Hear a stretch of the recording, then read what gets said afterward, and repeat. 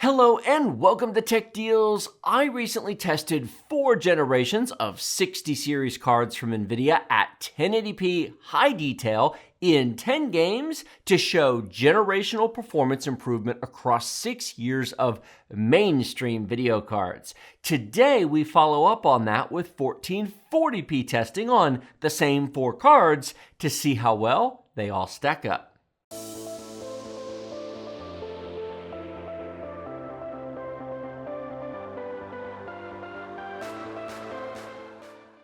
Today's video is brought to you by BackBlaze, the leader in online backup services. Get a free 2-week trial, no credit card required, using our link in the video description below. More details after the video. Linked in the video description below will be the 1080p version of this video with way more detail on the cards, when they launched, the prices, how many CUDA cores they have, VRAM details, and far, far more. In an effort to keep this short and sweet, we're not going to repeat any of that, nor will I explain our benchmark setup or testing details or anything else, because I'm assuming you've all watched that video first.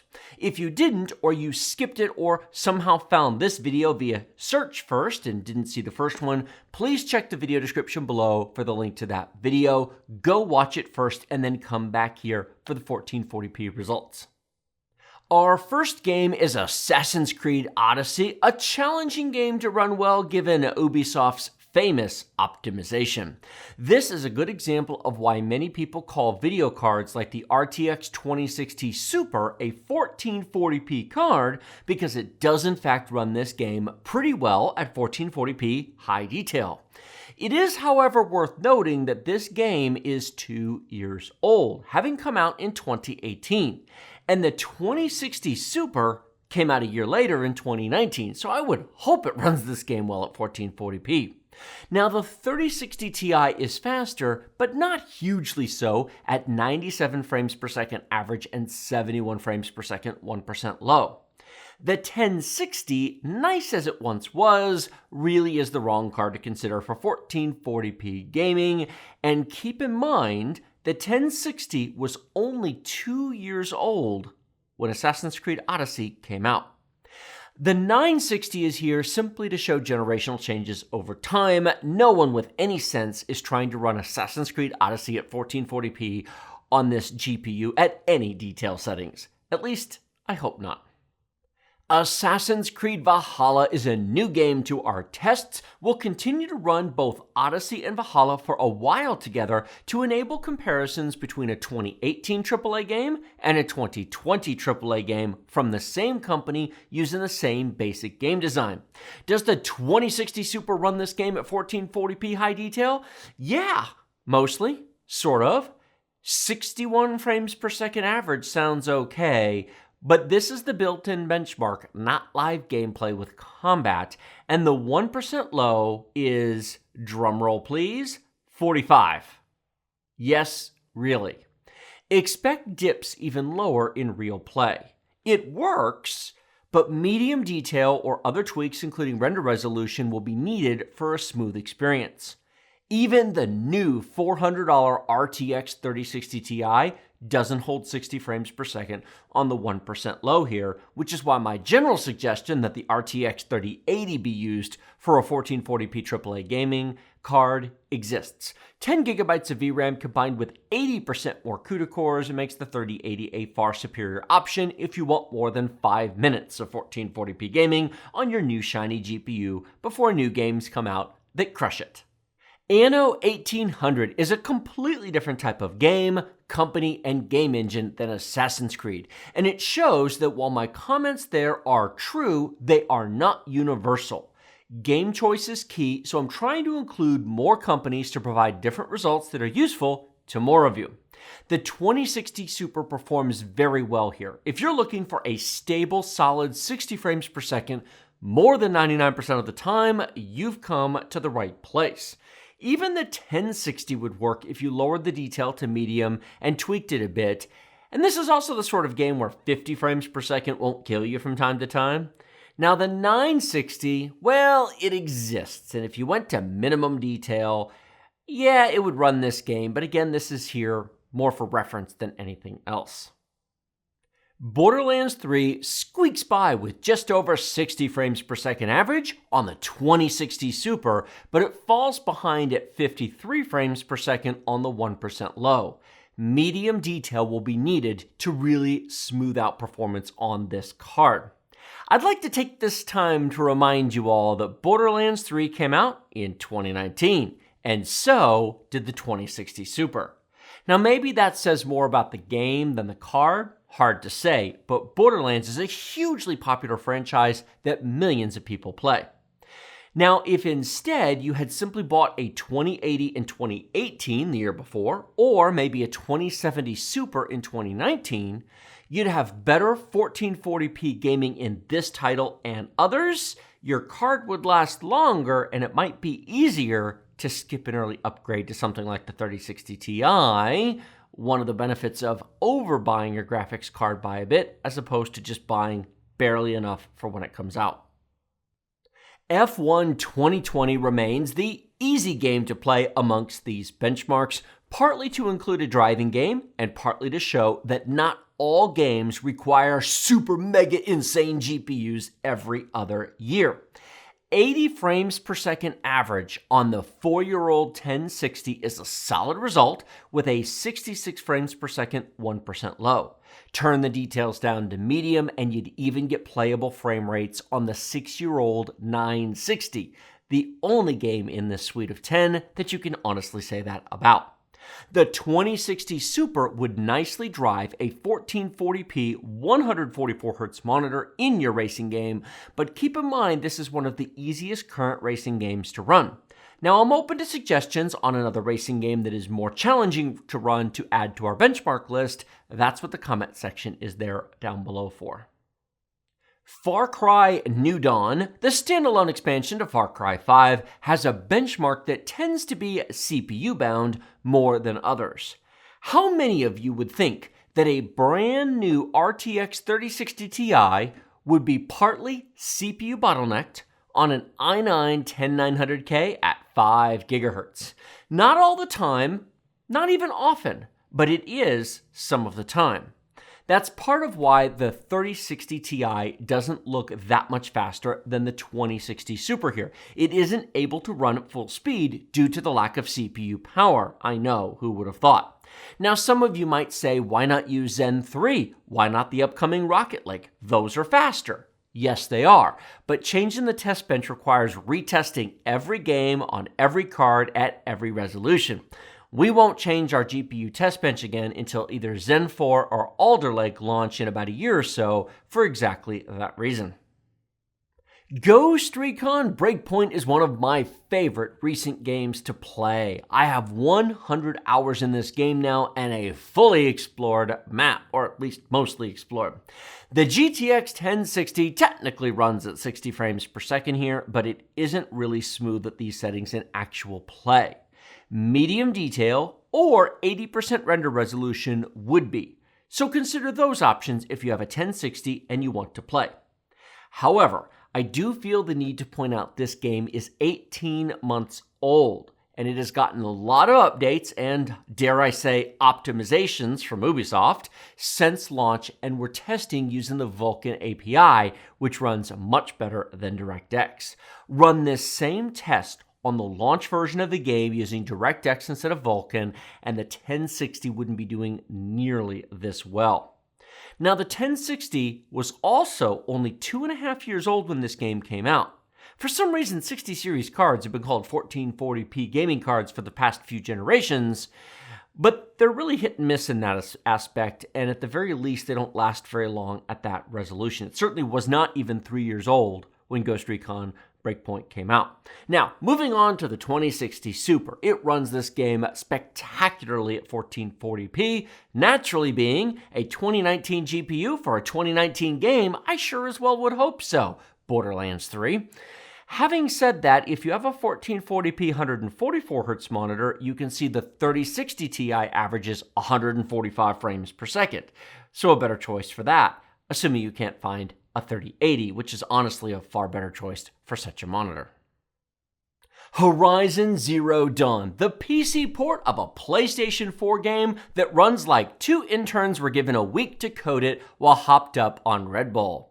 Our $400 2019 RTX 2060 Super manages to just barely hold on to 60 frames per second in the 1% low and average only 75 frames per second at 1440p high detail. The 3060 Ti squeaks past 100 frames per second in the average and holds 73 frames per second in the 1% low. Now, you can technically run this game on a 1060 6GB card if you lower the detail settings, but it is never going to be amazing on there. The 960 was a challenge to even get it to run the benchmark. It crashed a few times. I had to reboot more than once. It really needs way more than 4GB of VRAM to function, so don't do that. The Division 2, my other favorite AAA game of the past few years. I also have about 100 hours in this game now. I've advanced to the DLC content, and frankly, I think it's a lot of fun.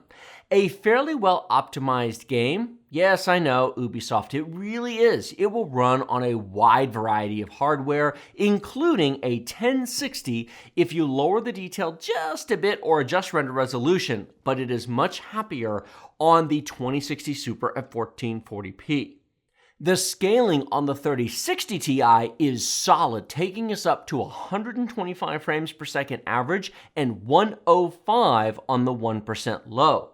If you play PvP rather than PvE, if you go in the dark zone, and if you're a competitive multiplayer gamer in this game, none of those numbers are going to hold and they're going to drop way, way down. So do keep in mind, you're seeing the single player experience in these numbers, not the multiplayer experience. So step it up a card if that's your thing. Watch Dogs Legion is a new game to our benchmark suite released in the fall of 2020. It is a demanding game to run well. Hopefully patches and driver optimization help this one over time. The 1060 is completely outclassed at 1440p. Even if you adjust details and render resolution, it is not going to be a great experience, even if you do somehow manage to get the average frame rate to 60. The 2060 Super is the more interesting card here. A 1-year-old $400 GPU that can't hold 60 frames per second in the 1% low at 1440p high detail. This is the future of AAA gaming. So those of you hoping your lovely $400 card will cut it for 3 years, well, not really. Now, the 3060 Ti manages to average 96 frames per second and hold a 74 in the 1% low. It's a nice showing. But this is a freshly launched $400 video card playing a freshly launched AAA game at 1440p. Now, by way of comparison, the RTX 3080 runs at 121 frames per second average and 94 frames per second at 1% low, which those numbers may seem odd because there's 80% more CUDA cores on a 3080. However, the 3080 was CPU bottlenecked at 1440p in this game on an i9-10900K. Where have we heard that one before? Yeah, we need some faster CPUs. Still, not amazing, but a month or two of driver updates and game fixes will at least help, as will a faster CPU. Looking at our 10-game average, the 960 is of course rather silly in 2020, but it's here for historical reference and to show just how far GPUs have come since January of 2015 when it launched. Now, the 1060 does okay for a 4-year-old card, even more so for one that launched at 250 instead of 400 for the two newer cards. Lower the details to medium, tweak render resolutions a bit, and the 1060 remains useful depending on the game that you want to play. The $400 RTX 2060 Super is now 1 year old, having launched in late 2019. It runs an average of 89 frames per second and a 1% low of 71. Not bad, but I wouldn't call those numbers great either. The non-super version of this card would be closer to 75 average and 60 1% low by way of reference. And that card is 2 years old. It'll be below 60 before it hits 3. The RTX 3060 Ti looks very good here with an average of 127 frames per second and a 1% low of 97. These sorts of results are why some reviewers call it a great 1440p card. And it is, today, right now, on an average of 10 games with an average age of just over 1 year old. Congratulations, your brand new $400 GPU that just launched can run last year's games pretty well at 1440p. I guess that's amazing, but I really want to hammer this point home because it gets overlooked by so many. Your new GPU won't age very well if you want to play 2021 games and 2022 games, at least AAA games, on it at 1440p high detail, as you can see here from the slowdown of the 910 and 20 series cards that I've shown you. Now maybe we should blame game developers for poor game optimization, or perhaps we should blame NVidia for raising the price of 60 cards from $200 and $250 to $400. Regardless, neither of those are within your control. It is what it is. I want you all to make an informed choice and have your shiny new hardware last for more than a hot minute. So here you go. My opinion, the RTX 3060 Ti is an awesome 1080p card for the next 3 years for AAA games and an awesome esports and casual gaming card for 1440p for the next 3+ years for all non-AAA games. Want to play all new games for the next 3 years at 1440p? The RTX 3080 is calling your name. And frankly, the upcoming 3080 Ti isn't crazy, even at 1440p. Now, I'm not convinced the 20 gigabytes of VRAM will be required in 3 years at 1440p. That's more of a 4K thing, but it doesn't hurt to have it if you can afford it. Finally, 3 more charts. These are percentage difference charts showing the gains over the years. The 3060 Ti is 4.5 times faster than the 960 from 6 years ago, for double the price. So per dollar spent, it's just over twice as fast. That's not bad, but it isn't as awesome as I think we'd all hope it would be. Now, dropping the 960 shows us the gains over the 1060, about 2.5 times faster. The 10 series really was amazing in its day and a huge jump over the 900 series. Finally, we have the 2060 Super versus the 3060 Ti chart, and the gains on the 3060 Ti at 1440p are solid at 43% faster in the average and 37% faster in the 1% low, but I wouldn't advise any of you to actually make that upgrade. If you have a 2060 Super, if you want more performance, well, maybe you should just keep it and wait for the 40 series of cards. Or if you're itching to upgrade and not happy with it, step up a level if you're going to the 30 series, skip the 3060 Ti, get a 3080 for 1440p to get a jump worth making. This particular jump for the money spent, it's really not worth the trouble. BackBlaze is the leader in online backup services. Back up everything on your computer, including external USB hard drives for just $6 per month with no limits. No file size limits, no backup size limits, no throttling, and multi-threaded upload support. Multiple security options, including 2-factor authentication and private encryption keys, are available. Rapid restore with file downloads, plus the option to have your data shipped to you via USB hard drive. File version support keeps multiple copies of files as you change them to allow recovery of older files or accidentally deleted files, with the option to keep locally deleted files in your backup forever. Sign up for a free 2-week trial using our link in the video description below. No credit card is required. Give it a try. Test your backup speed. Do a test restore to make sure you're happy with it before paying anything.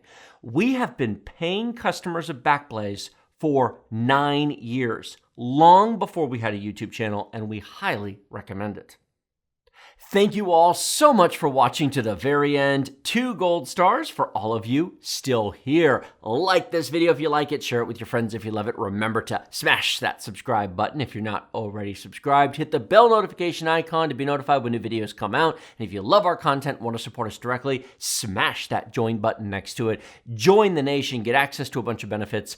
All the details are down there. When you hit that button, they'll come up on the screen. Links in the video description below to Amazon, Newegg, and eBay for all the cards discussed here and several others throughout the lines.